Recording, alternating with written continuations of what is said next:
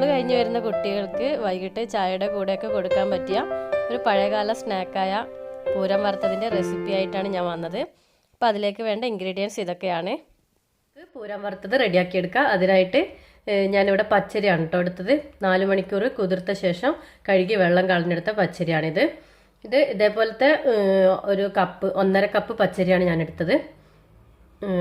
തേങ്ങയുടെ അളവ് എന്ന് പറയുന്നത് ഒരു വലിയ മുറി തേങ്ങയാണ് ഞാൻ എടുത്തത്, ഒരു തേങ്ങയുടെ പകുതി.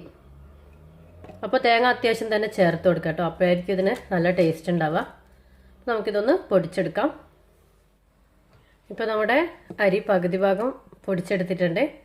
അപ്പോൾ ഒരുപാട് ഫൈനായിട്ട് പൊടിച്ചെടുക്കരുത് കേട്ടോ. നമ്മൾ പുട്ടിനൊക്കെ പൊടിച്ചെടുക്കില്ലേ, അതേപോലെ പൊടിച്ചെടുക്കണം. ഒരുപാട് ഫൈനായി കഴിഞ്ഞാൽ നമുക്കിത് കഴിക്കാൻ ഭയങ്കര പ്രയാസമായിരിക്കും. അപ്പോൾ ഇതേപോലെ ബാക്കിയുള്ള അരി കൂടെ പൊടിച്ചെടുക്കാം. അപ്പോൾ ഞാനിവിടെ മുഴുവൻ അരിയും പൊടിച്ചെടുത്തിട്ടുണ്ട്. അപ്പോൾ ഇതേപോലെ ഒരുപാട് ഫൈനാക്കാതെ പുട്ടിനൊക്കെ പൊടിച്ചെടുക്കുന്ന പോലെ കേട്ടോ പൊടിച്ചെടുത്തത്. ഇനി അതിലേക്ക് നമുക്ക് തേങ്ങ ചേർത്ത് കൊടുക്കാം. ഒരു വലിയൊരു തേങ്ങയുടെ ഒരു മുറിയാണ് ഞാൻ ചേർക്കുന്നത്. അപ്പോൾ തേങ്ങ അത്യാവശ്യം കൂടുതൽ ചേർത്ത് കൊടുക്കുക കേട്ടോ, അപ്പോഴായിരിക്കും ഈ പൂരം വറുത്തതിന് നല്ല ടേസ്റ്റ് ഉണ്ടാവുക. ഇനി അതിലേക്ക് കരിഞ്ജീരകം വേണം. അപ്പോൾ കരിഞ്ജീരകം കേട്ടോ ഞാൻ എടുത്തത്. അപ്പോൾ കഴുകി അതിലെ അഴുക്കൊക്കെ കളഞ്ഞെടുത്ത കരിഞ്ജീരകമാണ്. അപ്പോൾ ഇതിൽ നമ്മൾ ഫ്ലേവറിങ്ങിന് വേറെ ഒന്നിനും ചേർക്കുന്നില്ല, ഏലക്കായ പോലത്തെ ഒന്നും ചേർക്കുന്നില്ല. അപ്പോൾ കരിഞ്ജീരകം ഒരു 2 ടേബിൾ സ്പൂൺ കരിഞ്ജീരകമാണ് ഞാൻ എടുത്തത്. പിന്നെ വേണ്ടത് ഒരു പിഞ്ച് ഉപ്പ് വേണം. അപ്പോൾ അതും കൂടെ ചേർത്തിട്ട് നമുക്കിതൊന്ന് നന്നായിട്ട് കൈവച്ചിട്ടൊന്ന് മിക്സ് ചെയ്തെടുക്കാം. അപ്പോൾ ഇതിലെ കട്ടയൊക്കെ കളഞ്ഞെടുക്കാൻ വേണ്ടിയിട്ട് നമുക്കിതേപോലെ 2 കൈവച്ചിട്ട് ഒന്ന് തിരുമ്മി എടുത്ത് കൊടുക്കാം. കാരണം ഇപ്പം നന്നായിട്ട് മിക്സ് ചെയ്താൽ മാത്രമേ നമുക്കത് വറുത്ത് കിട്ടുമ്പോൾ നല്ലൊരു ടെക്സ്ചറിൽ കിട്ടുള്ളൂ. അപ്പോൾ ഒരുപാട് കട്ട പിടിച്ച് കിടക്കാൻ പാടില്ല.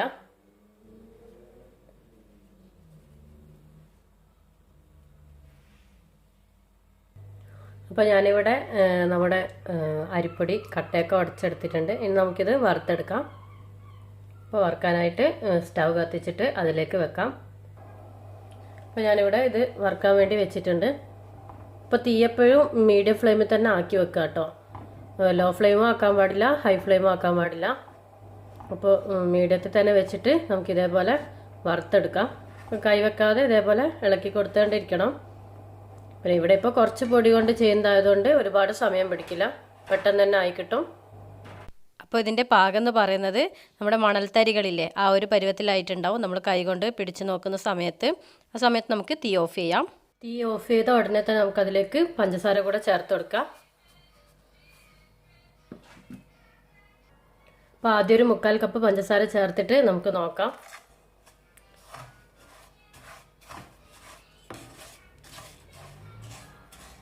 അപ്പോൾ ഇത് ചില ആളുകൾ ഇത് പഞ്ചസാര ചേർക്കാതാണ് ഉണ്ടാക്കി വെക്കാറ്.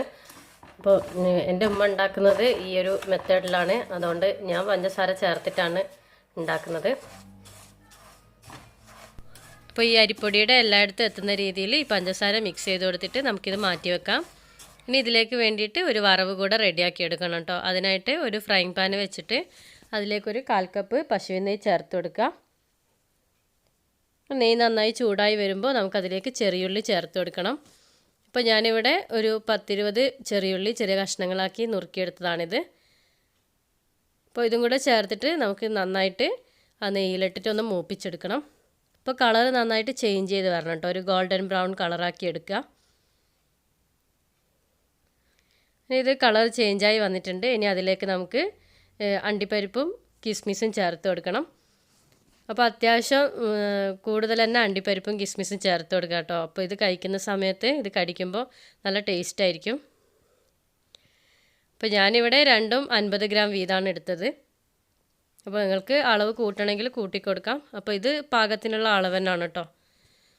അപ്പോൾ ഞാനിത് റോസ്റ്റഡ് അണ്ടിപ്പരിപ്പാണ് എടുത്തത്, അതുകൊണ്ടാണ് രണ്ടും ഒന്നിച്ച് ചേർത്ത് കൊടുത്തത്. അപ്പോൾ നിങ്ങൾ റോസ്റ്റ് ചെയ്തതല്ലാന്നുണ്ടെങ്കിൽ ആദ്യം അണ്ടിപ്പരിപ്പ് ചേർത്ത് കൊടുക്കുക, അതിന് ശേഷം കിസ്മിസ് ചേർത്താൽ മതിയാവും.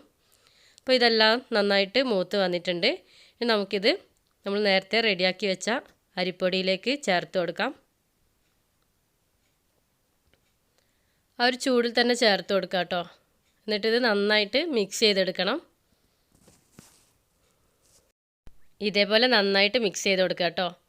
അപ്പോൾ നല്ല ചൂടുള്ള നെയ്യായതുകൊണ്ട് നമുക്ക് കൈവച്ച് ചെയ്ത് കൊടുക്കാൻ പറ്റില്ല.